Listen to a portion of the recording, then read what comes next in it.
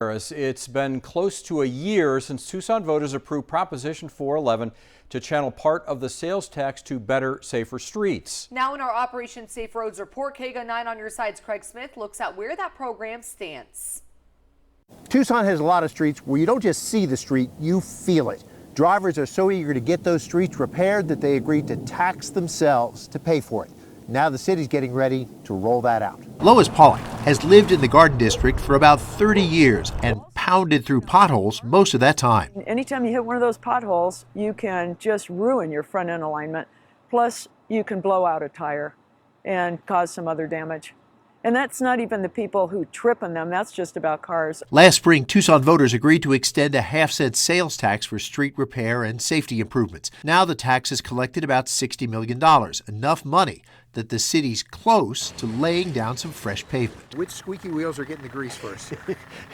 You know, we've taken the position that we want to work towards doing the worst first, but there isn't much difference between a lot of our streets in terms of the worst. The worst first approach is a change from a policy that can really frustrate people. They watch the city do preventive maintenance on pretty good streets as a cost-effective way to keep them in pretty good condition, while waiting to fix streets that were so bad they needed to be ripped out and replaced. Jim DeGrood with the city says some of that preventive maintenance will still happen, but the truly bad streets are getting priority treatment. So when does your street get that buttery smooth new pavement?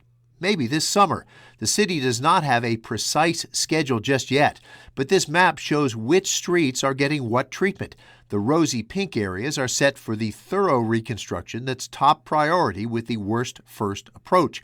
You can see more details in our web story on kgun9.com. Lois Pollock got a tantalizing sample of smooth streets when Southwest Gas had to tear up some streets for gas main work.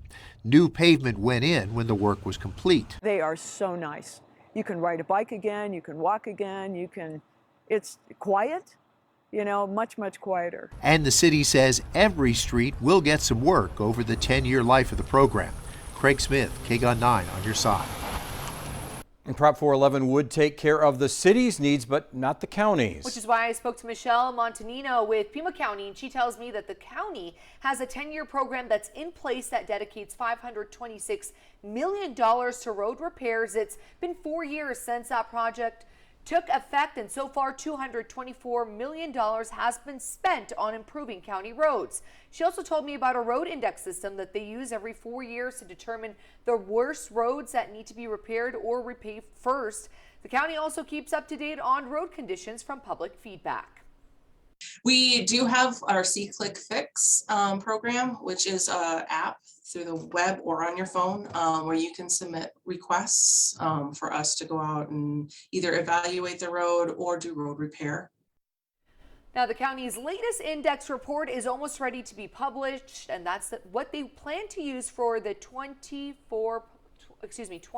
to 24 plans for county roads.